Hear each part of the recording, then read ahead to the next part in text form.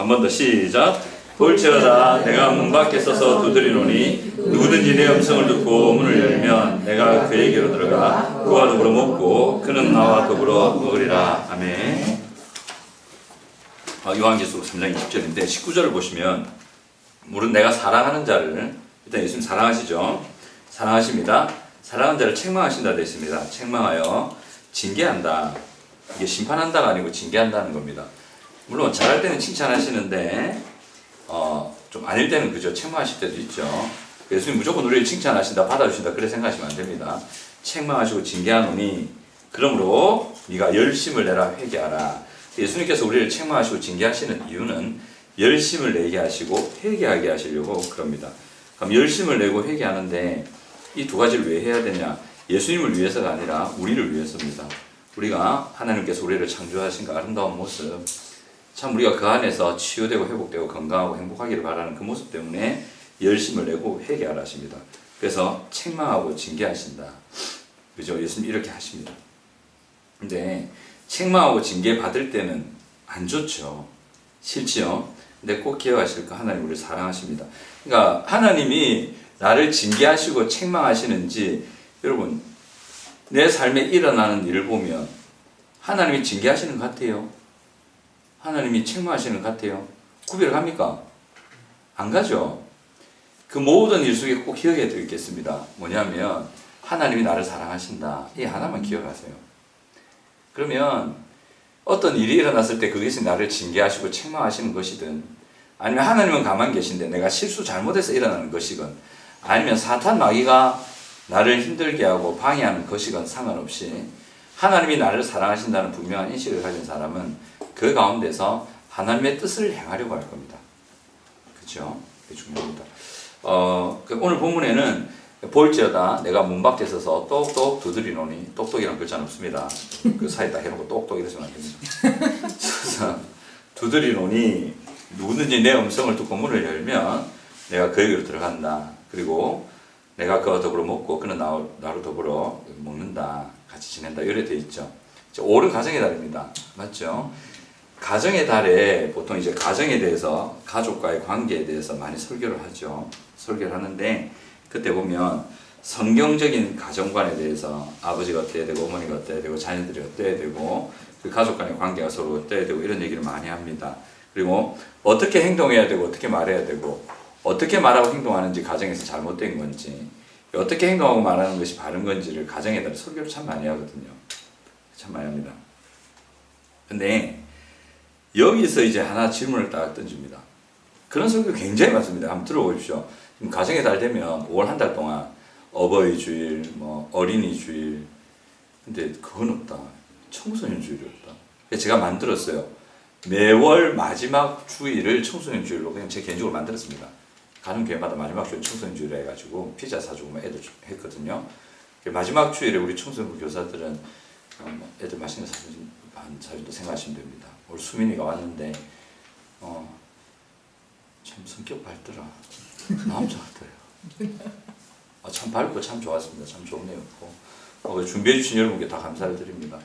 이화희 선생님 급하게 오신다고 고생하셨는데 어제부터 챙기셨어요. 어제부터. 난 생각도 못하고 아마 과자 대충 사놓고 이랬을 거야. 주일 아침에 문 여는 데도 없으니까. 근데 걱정하는데 이화희 목사님 딱 전화 오셔갖고 이렇게 하면 어떻겠냐고 미리 챙겨주셔서 너무 감사합니다.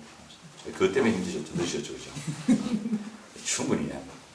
아무튼 덕분에 듣고 또 김정임 목사님 또 두 분 또 수고해 주셔가지고 애들 맛있게 떡볶이 먹고 김밥 먹고 그렇게 갔습니다. 너무 감사하고 우리 교사님들도 애들 환영해 주셔서 너무 고맙고 너무 감사합니다. 그렇습니다. 오늘 사모님은 예배 안 드셨는데 예하가 좀 늦어졌죠. 그때 되면 외모에 신경을 많이 쓰더라. 나 예하는 외모 신경 안 쓸 줄 알았는데 중학교 딱 2학년 넘어가면 남자애들 외모에 신경 쓰기 시작해요. 깨끗해야 된다. 그리고 여학생이 오고 이러면 아들 안 하던 핏줄도 하고 제가 그랬거든요. 깔롱 많이 지겠습니다. 그때 머리 장발 아닙니까? 드라이로 칭 해가지고 막 머리에 올리고 그때 숱이 많았거든요. 딱 그러더라고. 예배보다 외모가 우선이야. 아주 힘들어 진짜. 어릴 때 그렇습니다. 자, 그런데 여기서 이제 우리가 가정의 달에 여러 가지 것들을 이제 배우는데 질문 하나를 딱 던지는 거죠. 어떤 질문을 던지냐면 여러분들의 가정의 왕은 누구냐? 이 질문을 던지는 겁니다. 여러분의 가정을 다스리는 분이 계신가? 여러분들의 가정의 최종 권위, 티격태격한 부부싸움을 하건 부모 자녀 간에 문제가 생기건 뭐 자녀끼리 뭐 티격태격하건 상관없이 그런 일들이 있을 때 여러분 가정에 최종 권위가 있는가? 그분이 아 하면 무조건 아 해야 되고 그분이 어 하면 무조건 어 해야 되는 그런 최종 권위자가 가정에 있는가? 그분이 하나님인가? 이 질문을 던지는 거죠. 예전에 대가족 때는 할아버지 권위 장난 아니었잖아요. 어마어마 깨갱 하잖아요. 그래서 부부 싸우는 거 잘 없습니다. 싸웠다가 뭐 노발대발 불어는 떨어지는데 어째 싸웁니까? 그죠? 싸우다 나가서 싸우지. 손주들 따뜻따뜻 하잖아요. 또 할아버지 품에 있는 손주들 어째 못하잖아요. 부모는 열 부글부글 맞는데 할아버지한테 도망가 보면 막 어째 못하고 막. 그러니까 최종 권위자가 있었어요. 그래서 가정에 질서가 있었고 가정에 뭔가 이제 딱 잡혀 있었거든요.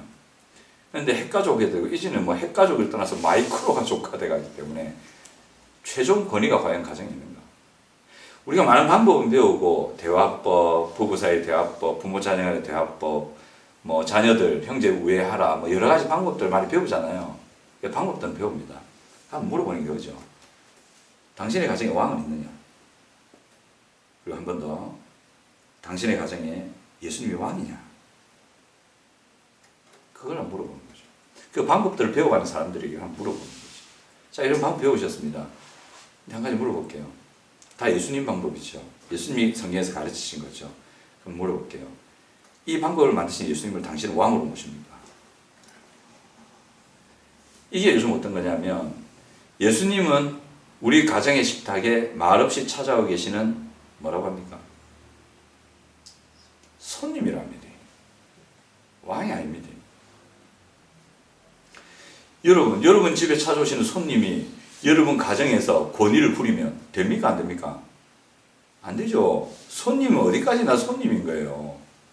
그 가정 사람들한테 가족들한테 이래라 저래라 하면 안 돼. 손님이 그러면 안 된다고. 근데 예수님을 손님으로 안 찾는. 그래 놓고 방법 배워갑니다. 대화법 배워갑니다. 관계 어떻게 하는지 배워갑니다. 안 합니다, 여러분. 안 됩니다. 안 하는 게 아니고 안 될 겁니다. 예수님이 하라신 방법은 기법이 아닙니다. 예수님 방법대로 하려면 여러분 힘듭니다. 반드시 마음에 부딪히게 되어 있습니다. 예수님의 방법은 그렇습니다.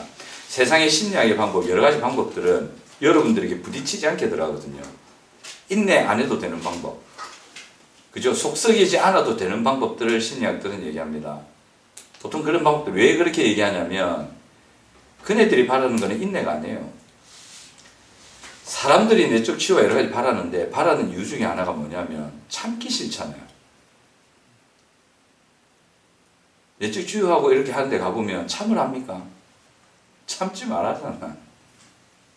참기 싫고 견디기 싫으니까 다른 비법을 찾는 거죠. 비법이 있습니까? 없습니다.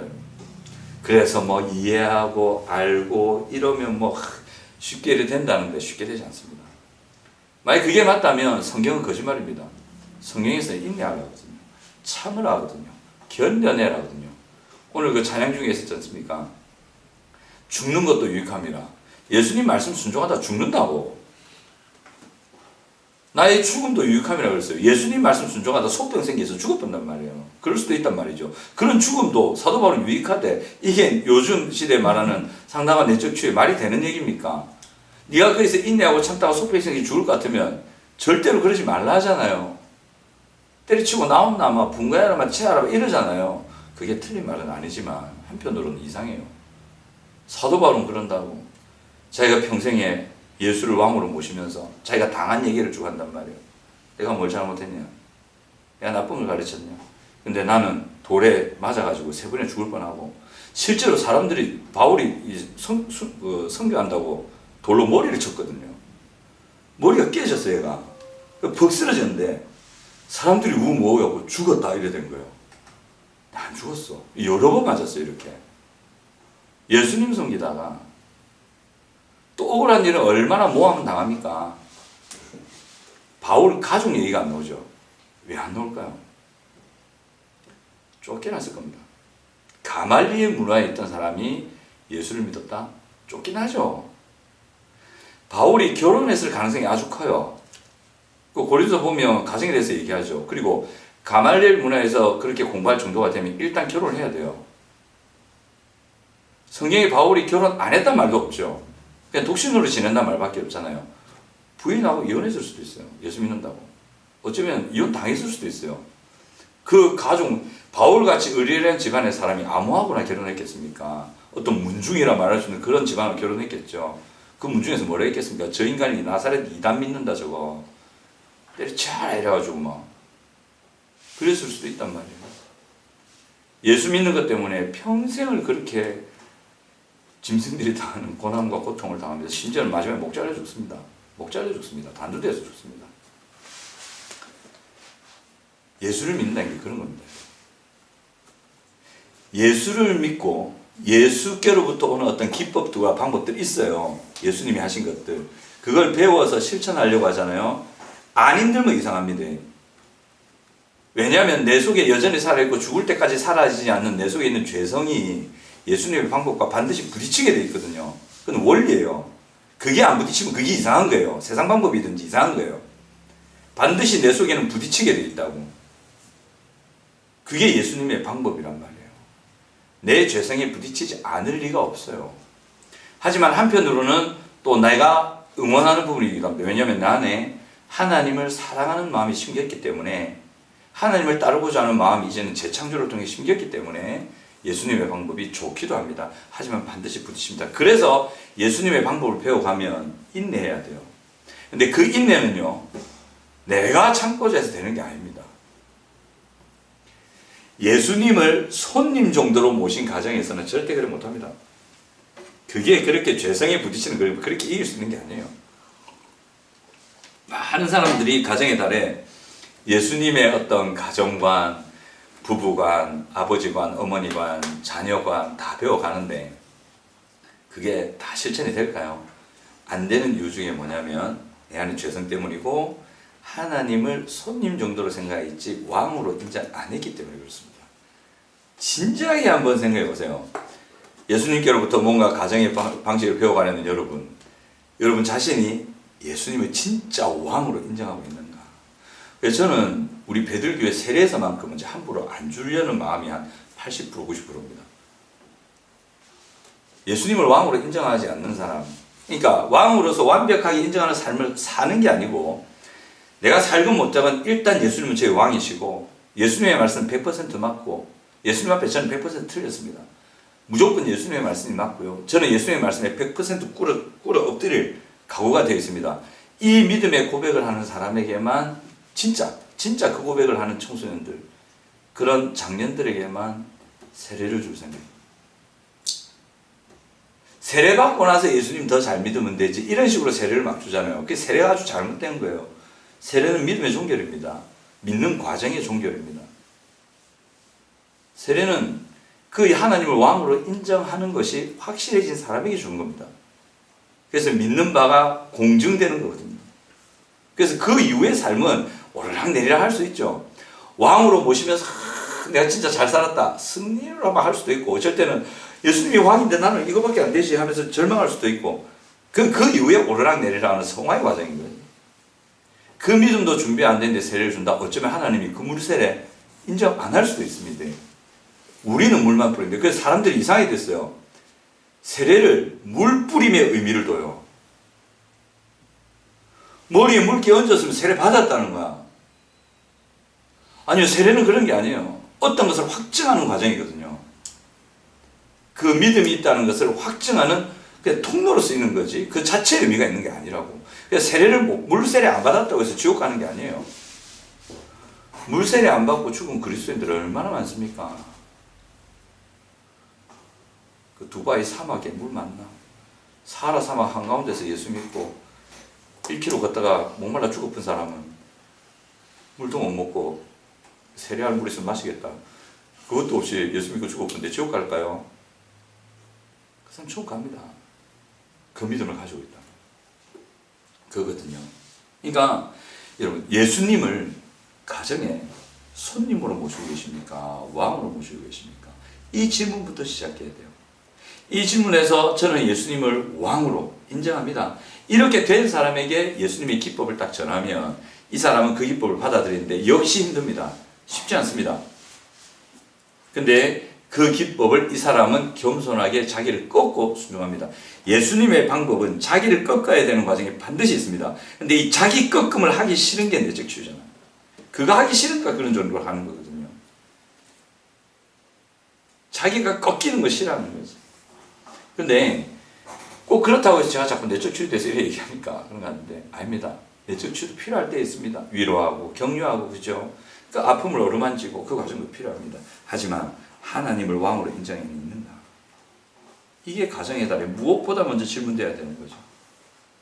이게 안 되는 사람에게 백날 기법 가르쳐봐야 그 상황이 닥치면 그 말씀이 자기에 부딪히거든요. 안 합니다. 그 사람은. 왕으로 인정 안 하는데 어떻게 그 말을 순종할 수 있나? 안 하지. 여전히 자기 식대로 가죠. 왜? 자기가 왕이니까. 그래가지고. 자, 이걸 가지고 오늘 본문을 보면 20절에 보면 볼지어다 내가라는 말이 옵니다. 내가 예수님이죠. 예수님이 있습니다. 내가 문 밖에 서서 두드린다. 두드린다. 내 음성을 듣고 문을 열면 그 다음에 그와 들어가서 그와 더불어 먹고 그 나무로 먹으리라. 이런 더불어 이 말이 나오거든요. 그래서 예수님의 입장을 보면 내가라고 나오죠. 문 밖에 서서 두드리는 이분이 도대체 누구냐? 예수님이지. 예수님이지 뭐. 예수님 아이가? 예수님이죠.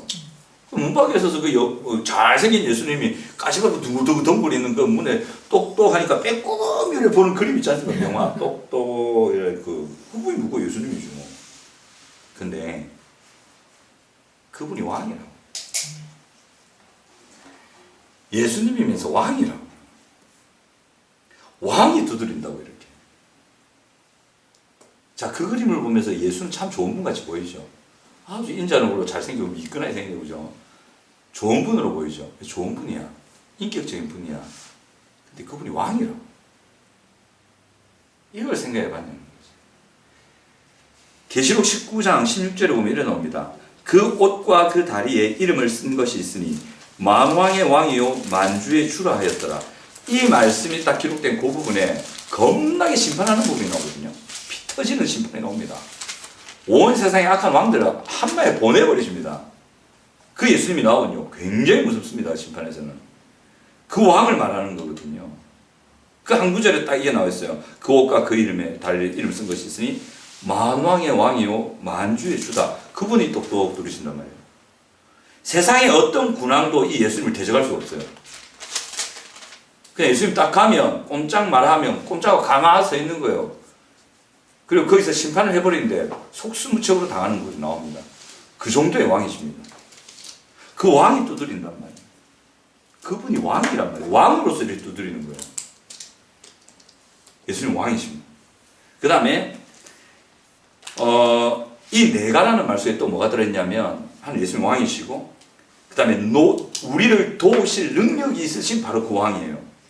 시편 33편 13절부터 19절 쭉 보면 이래 나오는데 여호와께서 하늘에서 굽어보사 모든 인생을 살피시며 그가 거하시는 곳에서 세상의 모든 거민들을 굽어 살피시는도다. 하나님 살펴보고 계세요. 이렇게 하나님이 살펴보시는 거 느껴지십니까? 안 느껴지시죠? 알 수가 없지. 제가 한 번씩 CCTV 보면서 애들 휴대폰 하고 있잖아요. 공부 안 하고 가면 폰 꺼라 하면 애들 어쩐 줄 아십니까? 뭐 이럽니다. CCTV 다이가 있는데 그 애들 놀랍니다. 어쩔 때 아직도 기억나는데 큰 본당이었어요. 큰 게 CCTV가 요 앞에 쬐끄맣게 달려있거든요. 잘 안 보여. 근데 애가 저 끝에 뒤에 청소년 앉아갖고 예배 시간에 오예배 때 일찍 와갖고 지 혼자 휴대폰 하고 있는 거예요.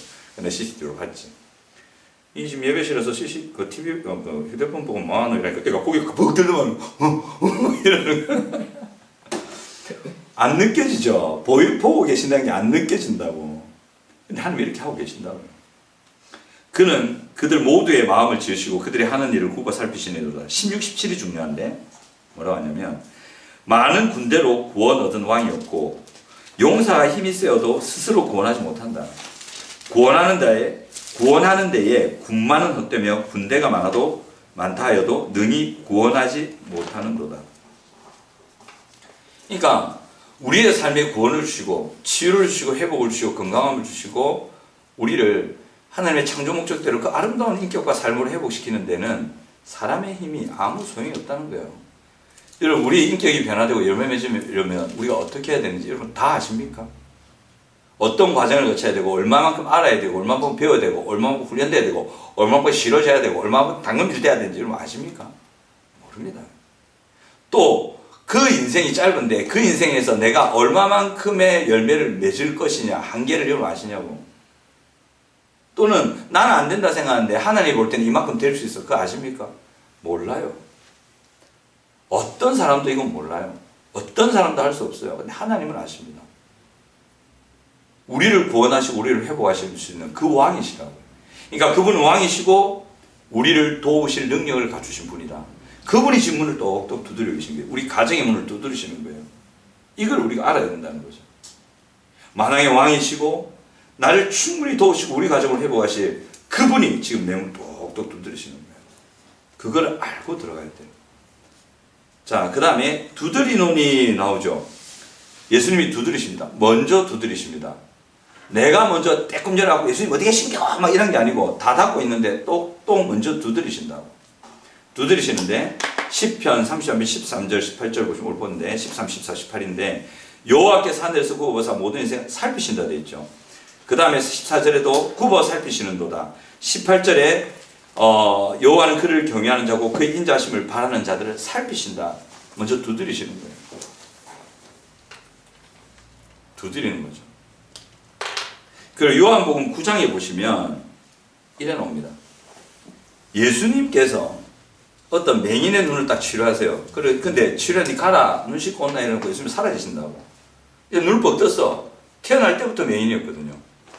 눈을 떠놓으니까 막 이제 예수가 그 하나님이시고 구주시다 막 이러니까 바리새인들이 이상해가지고 데리고 온나 이러는 거예요. 네 눈 뜬 경우에 대해서 설명해라니까. 예수란 분이 가서 눈 진흙 바르고 씻으라기를 씻었는데 뭐 진득한 걸 바르던데 그 진득한 게 뭔지 모르겠다. 그 예수님 침이었거든요. 뭔지 모르는 냄새가 좀 나긴 하는데 뭘 바르더라. 또 바르도 막 씻으려서 가서 씻었거든. 눈이 빡 뜨지던데요. 그분 하나님인데요. 못 믿겠네. 네 부모 데리고 온나. 부모한테 물어보고 얘가 날 때부터 진짜 못 보던 애 얘들 만나니까 맞습니다. 어째 눈 떴노? 그건 잘 모르겠는데요. 예수가 눈 뜨게 딱 알고 있는데 예수를 인정해버리면 쫓겨나거든요. 사회에서 버릴 때거든요. 부모도 모른 척했어요. 이 사람 버렸다. 그래 바리새인들이 열받아 물어보는 거예요. 네 똑바로 얘기해라. 예수가 눈 뜨게 했는데 네 다시 똑바로 얘기해라. 예수 저주해라. 나쁜 사람이 없잖아. 이 뭐라 하니까 이상하다. 당신도 성경 박사 아이가 창세부터 지금까지 눈먼 사람 눈 뜨게 한 거 봤나? 그런 얘기 없다. 하나님 아니면 일 못한다. 예수님이 내 눈 뜨게 하고 니도 보고 나도 알고 다 아는 사실 내가 부인하면 내가 명심되는 거 아이가? 그럼 예수 그 사람 하나님 사람 맞지? 하나님 맞지? 하나님 아들 맞지? 내 눈을 보라고. 나도 그건 부인 못한다. 예수 그건 하나님 아들 맞다 이러니까 이상하네. 왜 당신이 하나님 안 믿노? 그러니까 이 바리새인들이 니는 예수 제자지만 우리는 모세의 제자다 이러면서 확 쫓아내쁘거든요. 이 맹인이 쫓겨났어. 쫓겨나서 이렇게 다니고 있는데 예수를 본 적도 없고 예수의 음성은 들었을 거예요. 예수가 옆에 있어도 예수인 줄 알 수가 없어. 본 적이 없으니까. 띠래 가는데 아이고 예수님이 누구신고 만나서 감사합니다 말도 해야 되는데 그분이라면 진짜 왕 중에 왕이시고 만왕의 왕이시고 하나님이신데 그분이 누구실까 다니는데 예수님이 오신 거예요. 와가지고 지금 하는 말이 이거예요. 예수께서 그들이 그 사람을 쫓아냈다는 말을 들으셨더니 그를 만나서 이르시되 물어보시는 거예요. 네가 인자를 믿느냐? 이 사람은 예수를 몰라 지금. 자기한테 말 거는 그 청년 30대 청년이 누군지 모른다고.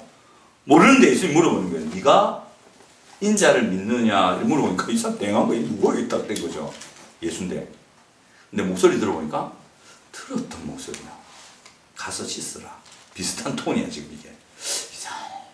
믿느냐 이러니까 36절에 이 사람이 그러잖아요. 주여 그가 누구십니까? 내가 믿고자 합니다. 자 믿겠습니다.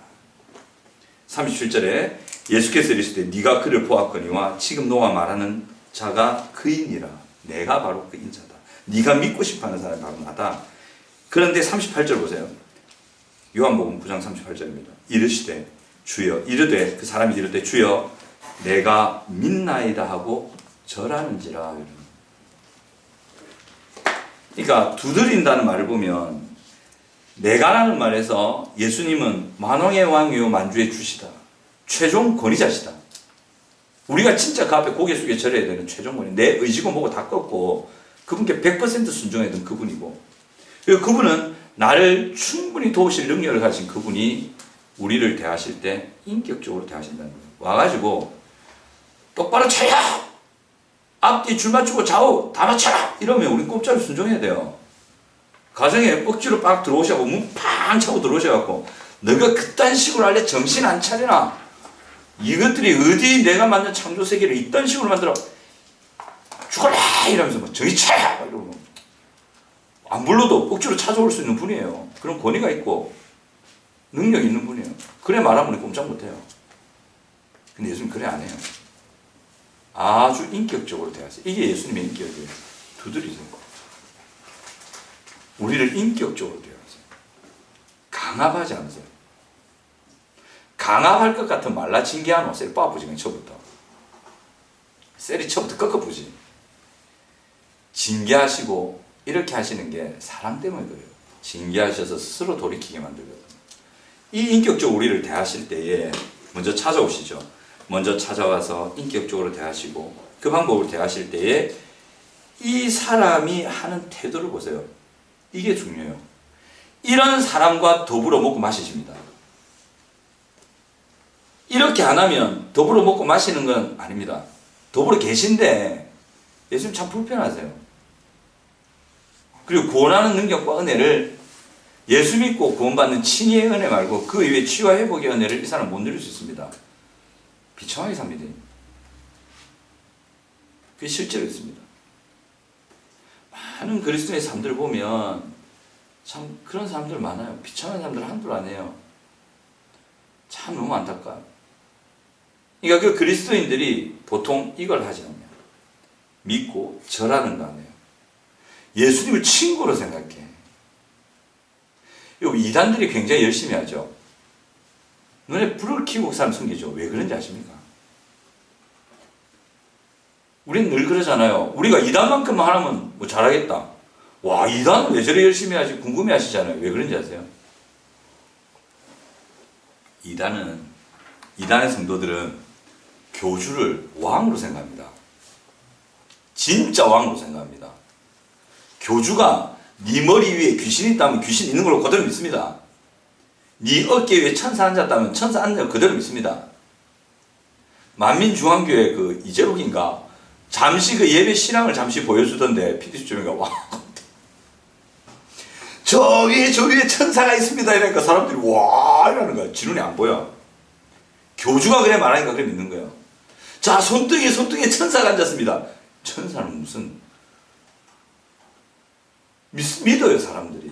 왜 그걸 믿냐면 교주를 왕으로 생각해요. 진짜요.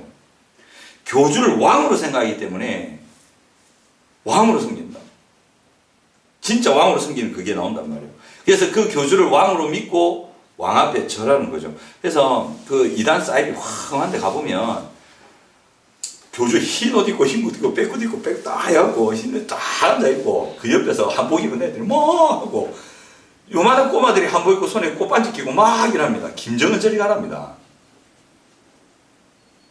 하나님을 그렇게 섬겨야 되는데 교주를 그렇게 섬긴다. 그럼 우리는요. 우리 참 정통교단, 이단이 아니고 전 바른 것을 가르치고 바른 교리를, 바른 진리를 전한다는 우리 교단의 사람들은 하나님을 왕으로 인정해야 하는 거죠. 우리에게 과연 왕이 있냐? 이단도 그러는데.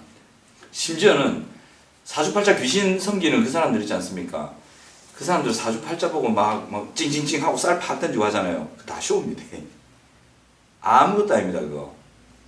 그거 그냥 자기들이 말해요. 이거는 사람들이 하도 안 믿으니까 그냥 보여주는 어떤 그거다 하면서 쌀 팍 던지고 이래 세잖아요. 진짜 개수세입니다. 뭐, 보이는 게 아니고 개수 세는 거예요 진짜로. 뭐 이러면서 한 개, 두 개, 니는 모르겠지, 세 개, 네 개, 다섯 개 그러면서 귀신 소리를 듣습니다. 그거 안 해도 압니다 그 사람들.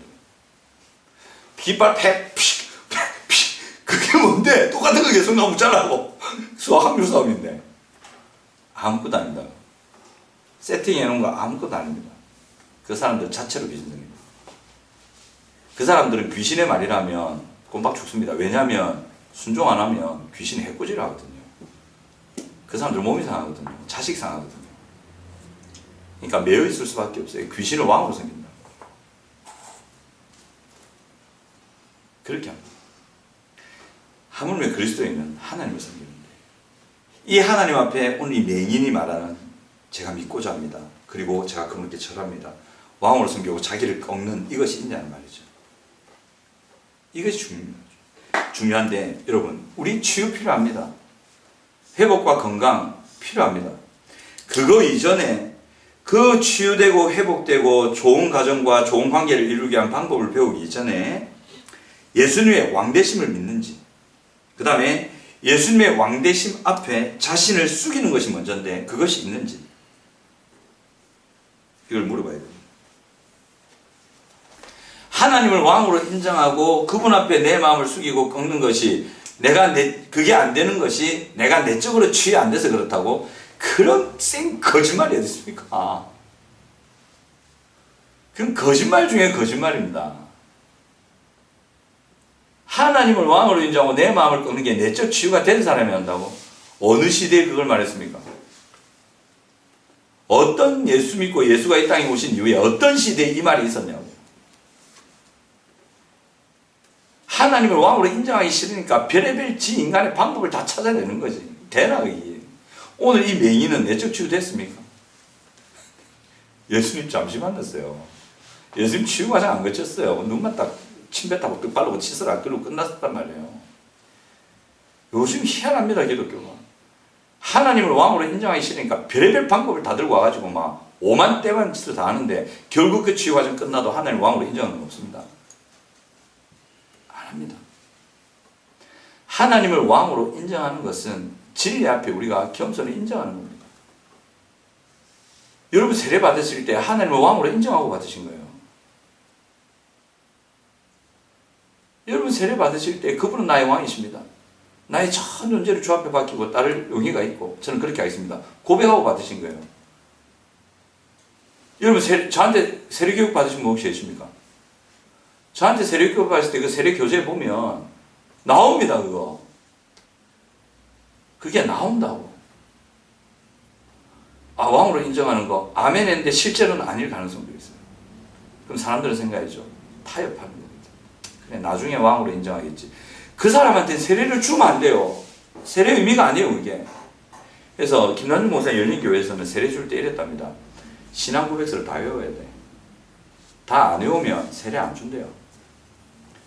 사도신경 말고 그 세례 신앙 고백서 쭉 있거든요. 제법 길거든요. 그걸 다 외운 사람에 한해서만 그 정도는 하면 이 사람은 믿는 정도로 보겠다 이라고 딱 주신대요. 80대 할머니가 다 외웠대요. 다 외우고 얼마 있다가 돌아가셨대요. 뭐 내가 공부를 안 해서 머리가 안 좋아서 못 외우겠다. 그것도 다 뻥인 것이. 하나님을 왕으로 인정한다. 네 믿음이 고백받고 네 믿음이 공중 앞에서 인정받는 과정을 거치면 이거 해야 된다. 그 사람은 죽었다 깨어났다 합니다.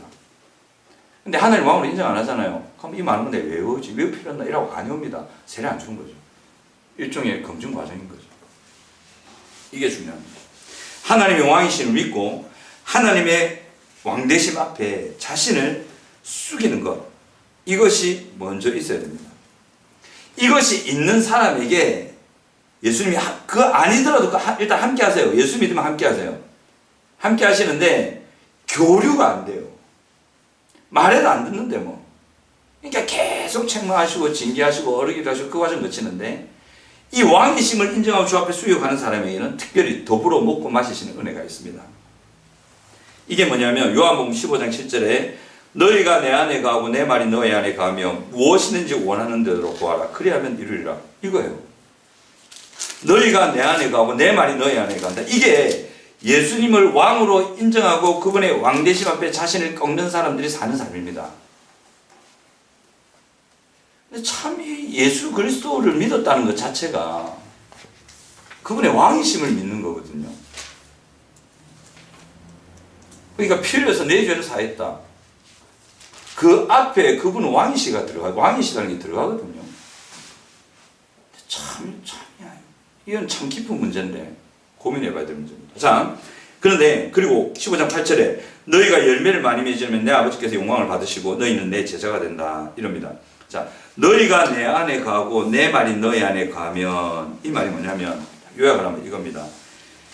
우리는 그 하나님의 말씀을 듣고 배우고 기억하고 품고 또 그 말씀을 배우면서 예수님이 어떻게 행하셨는지를 잘 배워서 그리고 우리의 연약함, 우리의 잘함 상관없이 우리가 실수할 수도 있지 않습니까? 잘할 때도 있지 않습니까? 변함없이 우리를 사랑하시고 우리가 실수하고 잘못할 때도 다시 용서하시고 기회를 주신다는 그 하나님의 은혜 역시 믿는 말씀이 어떻고 예수님이 어떻게 사셨고 어떤 생각을 가지셨고 또 내 삶을 아시고 나에게 어떤 은혜를 베푸시는지를 내가 잘 배워 알고 믿는 걸 말합니다.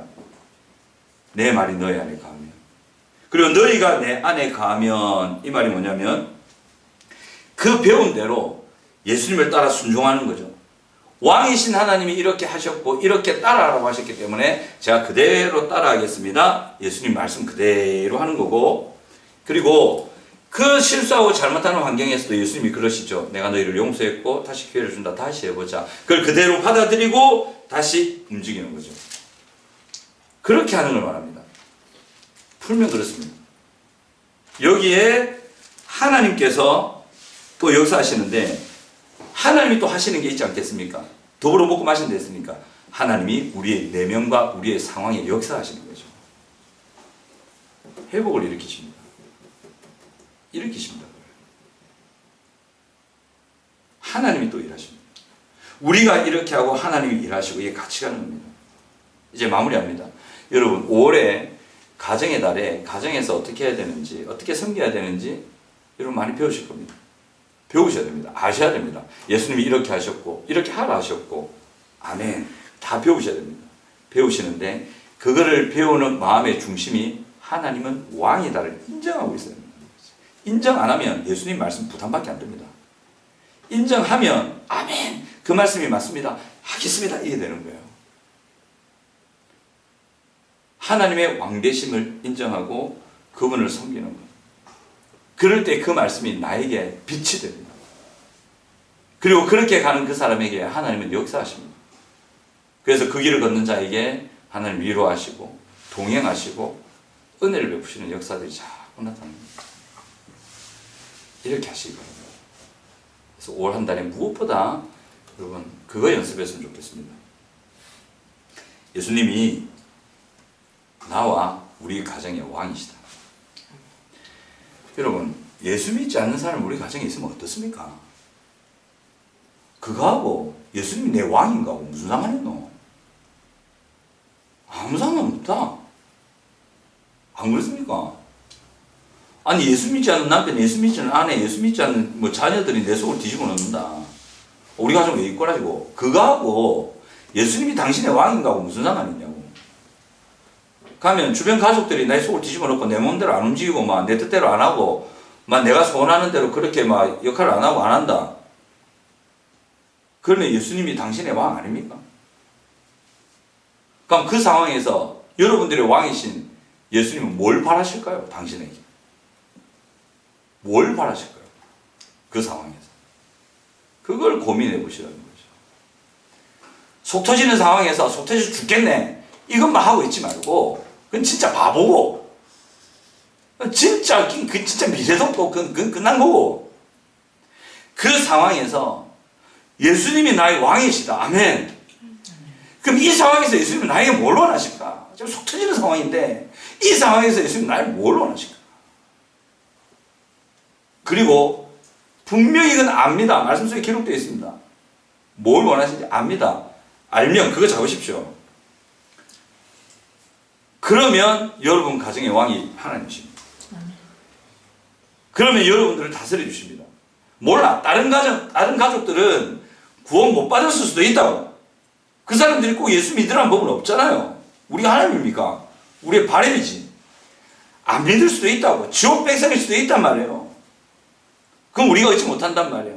중요한 것은 그곳에서 내가 하나님을 왕으로 인정하고 살아가느냐. 그게 중요한 거죠. 그러면 그에게는 하나님께서 넘치는 위로와 은혜를 주십니다. 하지만 눈물도 함께 할 겁니다. 그게 그리스도의 삶입니다. 그게 참 빛나는 삶이죠. 또 모르지 그를 통해서 구원하실지. 단 이 은혜는 하나님을 왕으로 섬기는 이에게 주어진 겁니다. 그걸 꼭 기억하십시오. 그래서 하나님은 나와 가정의 왕이다. 그리고 내 소원이 아니라 하나님의 소원에 순종할 수 있도록 내 자신을 꺾고 올 한 달 가정에서 섬길 것이다. 그리고 하나님은 내게 지금 무엇을 원하실까? 그것을 한시도 하루도 잊지 마시고 그 힘든 가정의 관계 속으로 들어가십시오. 도망가지 말고 들어가세요. 그리고 우세요. 좀 힘들어하세요. 그 상황에서 좀 힘들어하세요. 힘들어하는 이유가 예수님 말씀 순종하면서 힘들어하세요. 힘들 겁니다. 예수님 말씀 그 상황에 순종하는 게 힘들 겁니다. 그리고 우세요. 울다가 다음 주일에 오세요. 하나님이 넘치도록 그 사람을 위로하십니다. 그게 주일 예배의 의미입니다. 하나님의 위로가 그에게 임합니다. 아마 오기 전에 위로하실 거예요. 오기 전에 만나주실 겁니다. 그래서 다음 주부터는 하나님을 왕으로 인정하고 섬기기를 원하는데 어떻게 해야 될까? 이 질문에 대해서 우리가 가정의 여러 아버지 역할, 어머니 역할, 아이들 역할을 좀 살펴보려고 합니다. 우리가 찬양하고 기도합시다. 좀 똥 불러주실래요?